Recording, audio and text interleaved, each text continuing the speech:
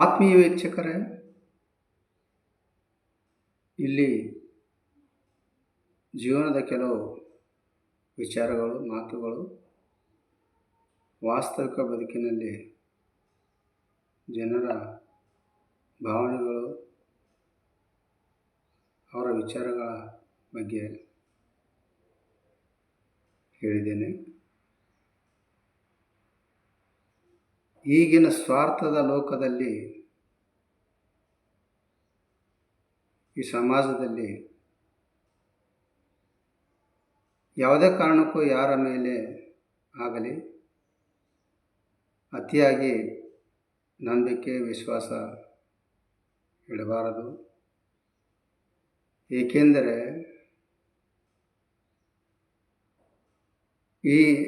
ಈಗಿನ ಜನರು ನಂಬಿಕೆ ದ್ರೋಹ ಮಾಡುವವರು ಹೆಚ್ಚಾಗಿದ್ದಾರೆ. ಇಲ್ಲಿ ನಂಬಿಕೆ ಇಟ್ಟು ಅವರ ಮುಂದೆ ನಮ್ಮ ಮನದಾಳದ ಮಾತುಗಳು ಹೇಳಿಕೊಳ್ಳುತ್ತೇವೆ, ಅವರೇ ನಮಗೆ ಸುಲಭವಾಗಿ ಮೋಸ ಮಾಡುತ್ತಾರೆ. ಇದು ಸತ್ಯ ಮಾತು. ನಾವು ವಾಸಿಸುತ್ತಿರುವ ಈ ಸಮಾಜದಲ್ಲಿ ನಾವು ಎಷ್ಟೇ ನಿಯತ್ತಾಗಿದ್ದರೂ, ಎಷ್ಟೇ ಶ್ರೇಷ್ಠ ವ್ಯಕ್ತಿಯಾಗಿದ್ದರೂ ಜನರ ಅಪಮಾನಗಳು ತಪ್ಪಿದಲ್ಲ. ಅದಕ್ಕೆ ಒಂದು ಮಾತು ಅದೇನೆಂದರೆ, ಕುದುರೆ ಎಷ್ಟೇ ಚೆನ್ನಾಗಿ ಗಾಡಿ ಎಳೆದರೂ ಸಹ ಅದಕ್ಕೆ ಚಾಟಿ ಪೆಟ್ಟು ತಪ್ಪಿದಲ್ಲ. ಮತ್ತು ಮರ ಅದು ಎಷ್ಟೇ ಸಿಹಿಯಾದ ಹಣ್ಣುಗಳು ಕೊಟ್ಟರೂ ಸಹ ಅದಕ್ಕೆ ಕಲ್ಲು ಪೆಟ್ಟು ತಪ್ಪಿದಲ್ಲ. ಇಲ್ಲಿ ಸಮಾಜದಲ್ಲಿ ಮನುಷ್ಯನು ಎಷ್ಟೇ ಶ್ರೇಷ್ಠ ವ್ಯಕ್ತಿಯಾದರೂ ಅವನಿಗೆ ಜನರ ನಿಂದನೆ ತಪ್ಪಿದಲ್ಲ. ಈ ಪ್ರಪಂಚದಲ್ಲಿ ನಾವಿರುವ ಸಮಾಜದಲ್ಲಿ ನಮ್ಮ ಬಗ್ಗೆನೇ ಮಾತ್ರ ಆಲೋಚನೆ ಮಾಡಬೇಕು, ವಿಚಾರ ಮಾಡಬೇಕು. ಇನ್ನೊಬ್ಬರ ಸಂಸಾರ ಹಾಗೆ, ಬೇರೊಬ್ಬರ ಸಂಸಾರ ಹೇಗೆ, ಅವರ ಹತ್ತಿರ ಅಷ್ಟು ಆಸ್ತಿ, ಇವರ ಹತ್ತಿರ ಎಷ್ಟು ಆಸ್ತಿ, ಹಣ ಇದೆ ಎಂದು ಆಡಿಕೊಂಡು ಕಾಲಹರಣ ಮಾಡಬೇಡಿ. ಅವರ ಹಾಗೆ ನೀನೆಂದು ಆಗುತ್ತೀಯಾ, ಇದು ಯೋಚನೆ ಮಾಡಿ. ಜೀವನದಲ್ಲಿ ಕಷ್ಟಪಟ್ಟು ದುಡಿದು ನಿರ್ದಿಷ್ಟ ಗುರಿ ಇಟ್ಟು ಸಾಧಿಸಿದರೆ ಸಾಧಕನಾಗುತ್ತೀಯ, ಇಲ್ಲದಿದ್ದರೆ ಭಿಕ್ಷುಕನಾಗುತ್ತೀಯ. ಕಾಡಿನ ರಾಜ ಸಿಂಹ ಇದು ಎಲ್ಲ ಪ್ರಾಣಿಗಳನ್ನು ಬೇಟೆಯಾಡುತ್ತದೆ. ಇಲ್ಲಿ ಸಿಂಹ ಮತ್ತು ಜಿಂಕೆಯ ನಡುವಿನ ಓಟದಲ್ಲಿ ಕೆಲವು ಸಲ ಜಿಂಕೆ ಗೆಲುವು ಸಾಧಿಸುತ್ತದೆ. ಏಕೆಂದರೆ ಸಿಂಹವು ತನ್ನ ಆಹಾರಕ್ಕಾಗಿ ಓಡುತ್ತದೆ ಮತ್ತು ಜಿಂಕೆಯು ತನ್ನ ಜೀವನಕ್ಕಾಗಿ ಓಡುತ್ತದೆ. ಇಲ್ಲಿ ಅಗತ್ಯಕ್ಕಿಂತ ಉದ್ದೇಶ ಮುಖ್ಯವಾದದ್ದು. ಈ ಸಮಾಜದಲ್ಲಿ ನಾವಿರುವ ವಾತಾವರಣದಲ್ಲಿ, ಅಕ್ಕಪಕ್ಕ ಇರುವ ಜನಸಮೂಹದಲ್ಲಿ ನಾವು ಹೇಗಿರಬೇಕೆಂದರೆ, ಬರೆಯುವ ಪದಗಳೇ ಆಗಲಿ, ನುಡಿಯುವ ಮಾತುಗಳೇ ಆಗಲಿ, ನೋಡುವ ರೀತಿ ಆಗಲಿ ಇನ್ನೊಬ್ಬರಿಗೆ ಹಿಡಿಸುವಂತಿರಬೇಕು. ಅದುವೇ ಮನುಷ್ಯನಿಗೆ ಬೆಲೆ ತಂದುಕೊಡುವುದು. ಇಲ್ಲಿ ಜೀವನದಲ್ಲಿ ಯಾರೇ ಆಗಲಿ ಅವರ ವೈಯಕ್ತಿಕ ವಿಚಾರಗಳು ಅಥವಾ ತನ್ನ ವ್ಯಕ್ತಿತ್ವವನ್ನು ಇನ್ನೊಬ್ಬರ ಮುಂದೆ ಯಾವತ್ತೂ ಬಹಿರಂಗಪಡಿಸುವುದಿಲ್ಲ. ಅವನ ಮನಸ್ಸಿಗೆ ಹತ್ತಿರವಾದವರ ಬಳಿಯಲ್ಲಿ ಮಾತ್ರ ತನ್ನ ವ್ಯಕ್ತಿತ್ವವನ್ನು ಬಹಿರಂಗಪಡಿಸುತ್ತಾನೆ. ಇಲ್ಲಿ ಕಾಗೆಯು ಒಂದಗಳ ಕಂಡರೆ ಕರೆಯುವುದು ತನ್ನ ಬಳಗವ ಎನ್ನುವಂತೆ ನಿಮ್ಮ ಬದುಕಿನ ದಿನಗಳಲ್ಲಿ ಕಾಗೆಯ ಗುಣಗಳನ್ನು ಬೆಳೆಸಿಕೊಳ್ಳಿ. ಕಷ್ಟದಲ್ಲಿ ಇದ್ದವರಿಗೆ ನಿಮ್ಮ ಕೈಲಾದಷ್ಟು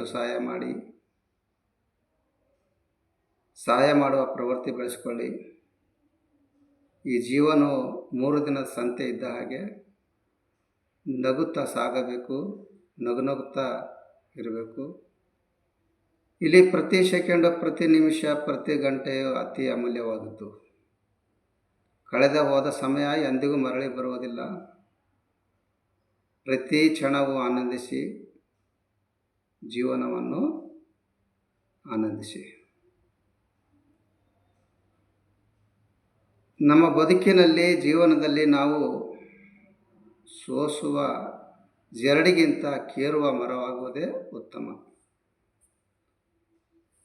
ಏಕೆಂದರೆ ಸೋಸುವ ಜರಡಿಯು ಒಳ್ಳೆಯದನ್ನೇ ಬಿಟ್ಟು ಕೆಟ್ಟದನ್ನು ಮಾತ್ರ ತನ್ನ ಹತ್ತಿರ ಇಟ್ಟುಕೊಂಡಿರುತ್ತದೆ. ಆದರೆ ಮರ ಹಾಗಲ್ಲ. ಅದು ಕೆಟ್ಟದನ್ನೆಲ್ಲ ಹೊರಗೆ ಹಾಕಿ ಒಳ್ಳೆಯದನ್ನೇ ತನ್ನ ಬಳಿ ಇಟ್ಟುಕೊಳ್ಳುತ್ತದೆ. ನಮ್ಮ ಬದುಕಿನಲ್ಲಿ ನಾವು ಯೋಚಿಸೋದು ಎಲ್ಲವೂ ಸತ್ಯ ಇಲ್ಲ. ಮತ್ತು ಸತ್ಯ ಯಾವತ್ತೂ ಯೋಚಿಸದಂತೆ ಇರುವುದಿಲ್ಲ. ಅನುಭವ ಮಾತ್ರ ಯಾವಾಗಲೂ ಸತ್ಯ. ಜೀವನ ಹೇಗೆಂದರೆ, ಒಂದು ದಿನ, 1 ಗಂಟೆ ಮತ್ತು 1 ನಿಮಿಷವು ನಿಮ್ಮ ಇಡೀ ಜೀವನದಲ್ಲಿ ಮತ್ತೆ ಬರುವುದಿಲ್ಲ. ಆದ್ದರಿಂದ ಜಗಳಗಳನ್ನು, ಕೋಪಗಳನ್ನು ತಪ್ಪಿಸಿ ಮತ್ತು ಪ್ರತಿಯೊಬ್ಬ ವ್ಯಕ್ತಿಯೊಂದಿಗೂ ಪ್ರೀತಿಯಿಂದ ಮಾತನಾಡಿ. ಇಲ್ಲಿ ನಮ್ಮ ಸಮಾಜದಲ್ಲಿ ನಂಬಿಕೆ, ವಿಶ್ವಾಸ ಎಲ್ಲರ ಮೇಲೆ ಇರುವುದಿಲ್ಲ. ಈಗಿನ ಜನರಲ್ಲಿ ನಂಬಿಕೆ, ವಿಶ್ವಾಸ ಎಲ್ಲವೂ ಕಳೆದು ಹೋಗಿದೆ. ನಮ್ಮ ಬದುಕು ಹೇಗಿರಬೇಕೆಂದರೆ, ಕಾಳು ಕೇರುವ ಮರದಂತಿರಬೇಕು. ಅದು ಹೇಗೆಂದರೆ, ಕೇರುವ ಮರವು ಕೆಟ್ಟದನ್ನೆಲ್ಲ ಹೊರಗೆ ಕಳಿಸಿ ಒಳ್ಳೆಯದನ್ನು ಮಾತ್ರ ತನ್ನ ಬಳಿ ಇಟ್ಟುಕೊಳ್ಳುತ್ತದೆ. ಹಾಗೆಯೇ ಮನುಷ್ಯನು ಕೂಡ ಕೆಟ್ಟ ವಿಚಾರಗಳು ಮರೆತು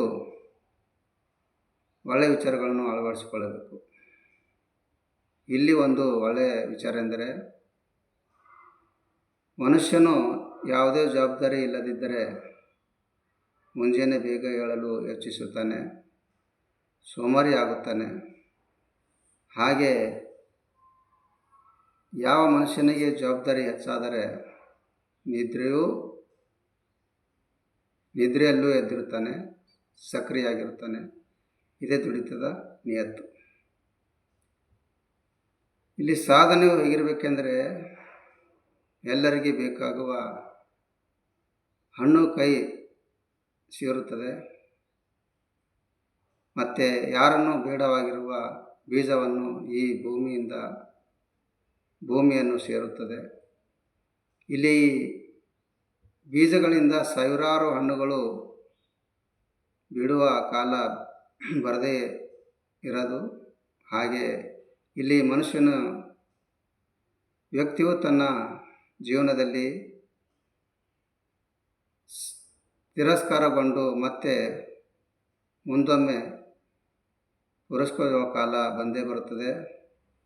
ಇದೇ ಸಾಧನೆಯ ಬದುಕು ಎನ್ನುವುದು. ಧನ್ಯವಾದಗಳು. ಈ ವಿಡಿಯೋ ಇಷ್ಟ ಆದರೆ ಲೈಕ್ ಮಾಡಿ, ಶೇರ್ ಮಾಡಿ, ಸಬ್ಸ್ಕ್ರೈಬ್ ಮಾಡಿ.